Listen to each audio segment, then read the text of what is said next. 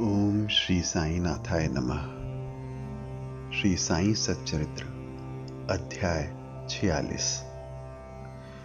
इस अध्याय में बाबा की गया यात्रा तथा बकरों के पूर्व जन्म की कथा है।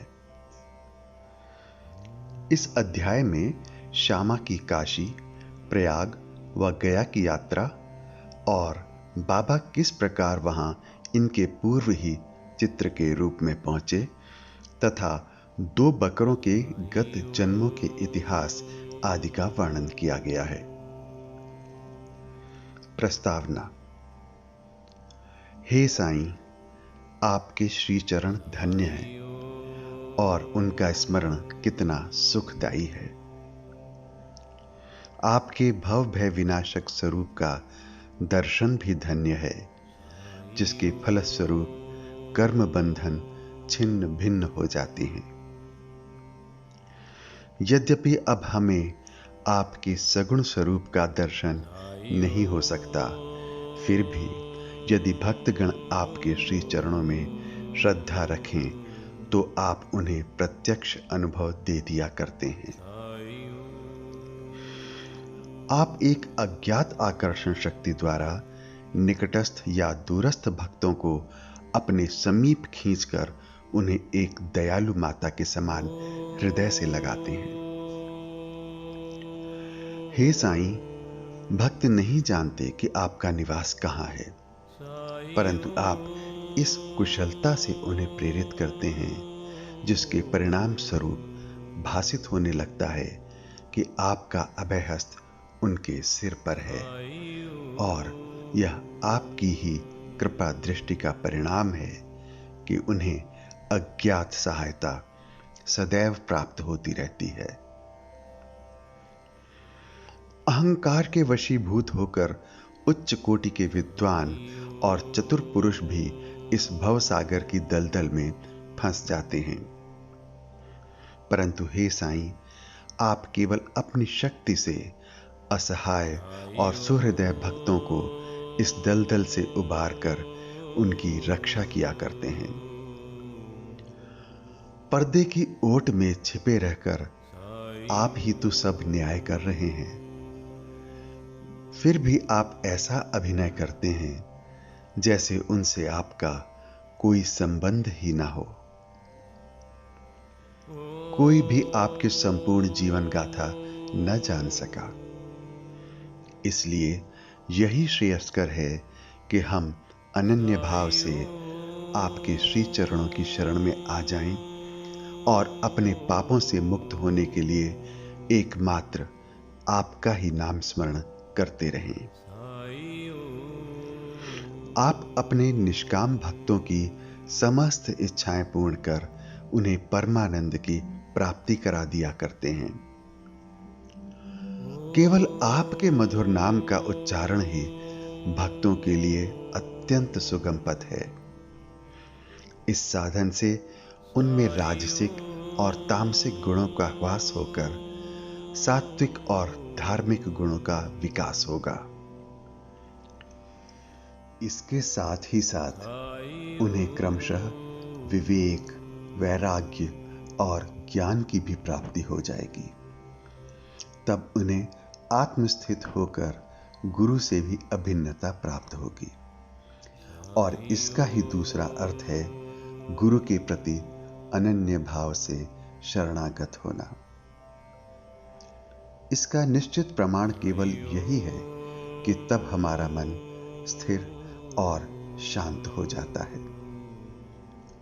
इस शरणागति भक्ति और ज्ञान की महत्ता अद्वितीय है, क्योंकि इनके साथ ही शांति, वैराग्य, कीर्ति, मोक्ष इत्यादि की भी प्राप्ति सहज ही हो जाती है।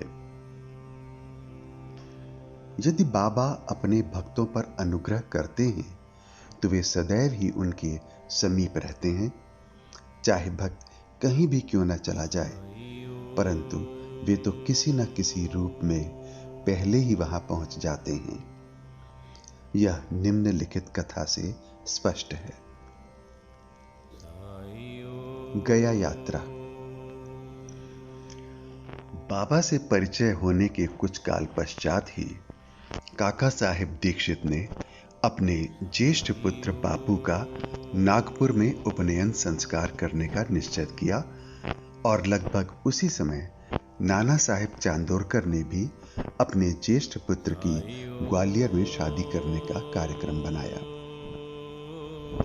दीक्षित और चांदोरकर दोनों ही शिरडी आए और प्रेम पूर्वक उन्होंने बाबा को निमंत्रण दिया।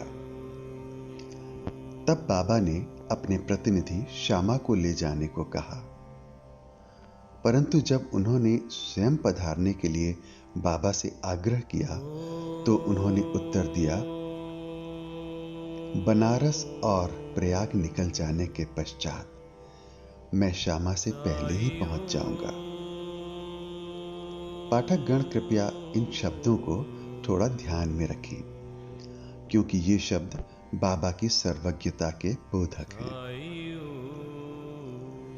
बाबा की आज्ञा प्राप्त कर श्यामा ने इन उत्सवों में सम्मिलित होने के लिए पहले नागपुर, ग्वालियर और इसके पश्चात काशी, प्रयाग और गया जाने का निश्चय किया।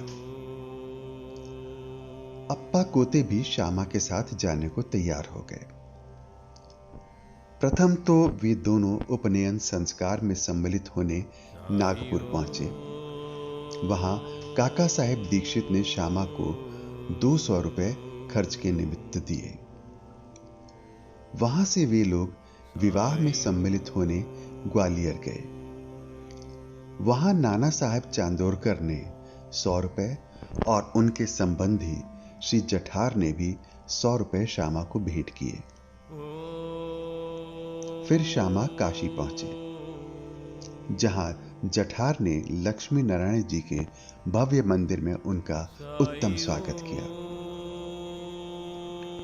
अयोध्या में जठार के व्यवस्थापक ने भी श्यामा का अच्छा स्वागत किया। श्यामा और कोते अयोध्या में 21 दिन तथा काशी अर्थात बनारस में 2 मास ठहर कर फिर गया को रवाना हो गए। गया में प्लेग फैलने का समाचार रेलगाड़ी में सुनकर इन लोगों को थोड़ी चिंता सी होने लगी। फिर भी रात्रि को वे गया स्टेशन पर उतरे और एक धर्मशाला में जाकर ठहरे।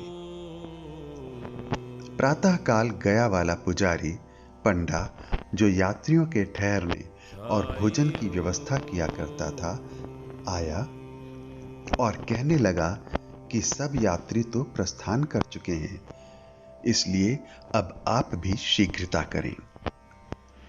श्यामा ने सहज ही उससे पूछा कि क्या गया में प्लेग फैला है?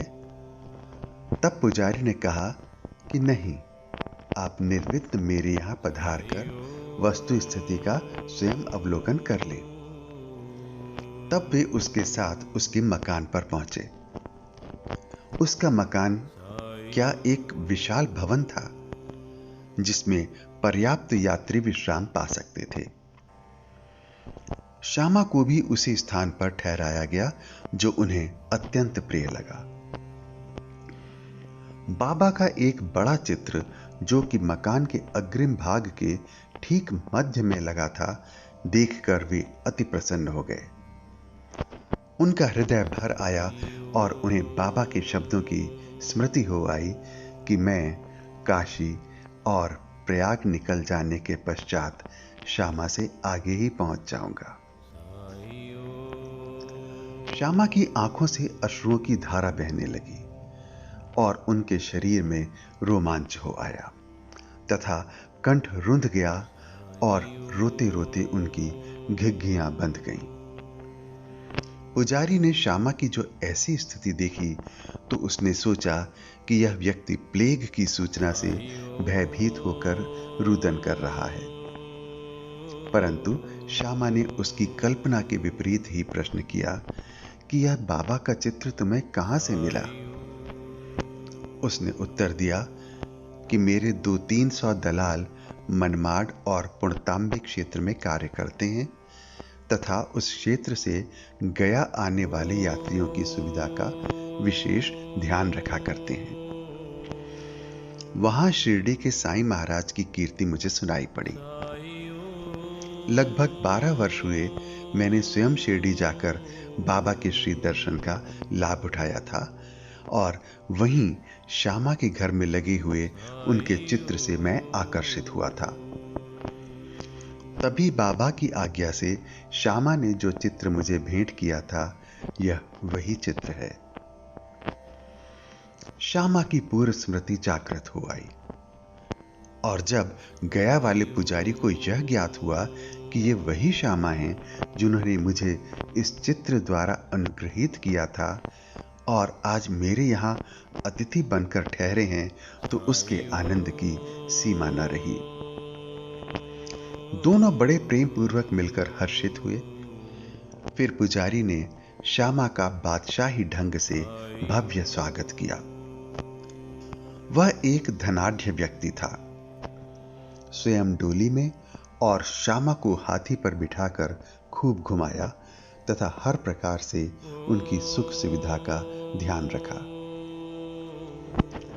इस कथा ने सिद्ध कर दिया कि बाबा के वचन सत्य निकले। उनका अपने भक्तों पर कितना स्नेह था, इसकी तो छोड़ो, वे तो सब प्राणियों पर एक सा प्रेम किया करते थे और उन्हें अपना ही स्वरूप समझते थे। यह निम्नलिखित कथा से भी विदित हो जाएगा। 2 बकरे। एक बार जब बाबा लेंडी बाग से लौट रहे थे तो उन्होंने बकरों का एक झुंड आते देखा। उनमें से 2 बकरों ने उन्हें अपनी ओर आकर्षित कर लिया। बाबा ने जाकर प्रेम से उनका शरीर अपने हाथ से थपथपाया और उन्हें 32 रुपए में खरीद लिया। बाबा का यह विचित्र व्यवहार देखकर भक्तों को आश्चर्य हुआ और उन्होंने सोचा कि बाबा तो इस सौदे में ठगे गए हैं, क्योंकि एक बकरे का मूल्य उस समय 3 या 4 रुपए से अधिक न था और वे 2 बकरे अधिक से अधिक 8 रुपए में प्राप्त हो सकते थे। उन्होंने बाबा को कोसना प्रारंभ किया, परंतु बाबा शांत बैठे रहे। जब श्यामा और तात्या ने बकरे मोल लेने का कारण पूछा तो उन्होंने उत्तर दिया, मेरे कोई घर या स्त्री तो है नहीं जिसके लिए मुझे पैसे इकट्ठे करके रखने हैं। फिर उन्होंने 4 सेर दाल बाजार से मंगाकर उन्हें खिलाई। जब उन्हें खिला पिला चुके तो उन्होंने पुनः उनके मालिक को बकरे लौटा दिए। तत्पश्चात ही उन्होंने उन बकरों के पूर्व जन्मों की कथा इस प्रकार सुनाई। श्यामा और तात्या, तुम सोचते हो कि मैं इस सौदे में ठगा गया हूं, परंतु ऐसा नहीं है। इनकी कथा सुनो। गत जन्म में दोनों सगे भाई थे और पहले इनमें परस्पर बहुत प्रेम था, परंतु बाद में ये एक दूसरे के कट्टर शत्रु बन गए। बड़ा भाई आलसी था, किंतु छोटा भाई बहुत परिश्रमी था, जिसने पर्याप्त धन उपार्जन कर लिया था, जिससे बड़ा भाई अपने छोटे भाई से ईर्ष्या किया करता था। इसलिए उसने छोटे भाई की हत्या करके उसका धन हड़पने की ठानी और अपना आत्मीय संबंध भूलकर वे एक दूसरे से बुरी तरह झगड़ने लगे। बड़े भाई ने अनेक प्रयत्न किए, किंतु वह छोटे भाई की हत्या में असफल रहा। तब वे एक दूसरे के प्राण घातक शत्रु बन गए। एक दिन बड़े भाई ने छोटे भाई के सिर पर लाठी से प्रहार किया। तब बदले में छोटे भाई ने भी बड़े भाई के सिर पर कुल्हाड़ी चलाई और परिणाम स्वरूप वहीं पर दोनों की मृत्यु हो गई। फिर अपने कर्मों के अनुसार ये दोनों बकरे की योनि को प्राप्त हुए। जैसे ही वे मेरे समीप से निकले तो मुझे उनके पूर्व इतिहास का स्मरण हो आया और मुझे दया आ गई। इसीलिए मैंने उन्हें कुछ खिलाने पिलाने तथा सुख देने का विचार किया। यही कारण है कि मैंने इनके लिए पैसे खर्च किए जो तुम्हें महंगे प्रतीत हुए हैं। तुम लोगों को यह लेन देन अच्छा नहीं लगा, इसलिए मैंने उन बकरों को गडेरिया को वापस कर दिया। केवल मनुष्य ही नहीं, सभी प्राणियों के लिए बाबा के हृदय में अपार प्रेम था। श्री सद्गुरु साईनाथार्पणमस्तु। शुभम भवतु।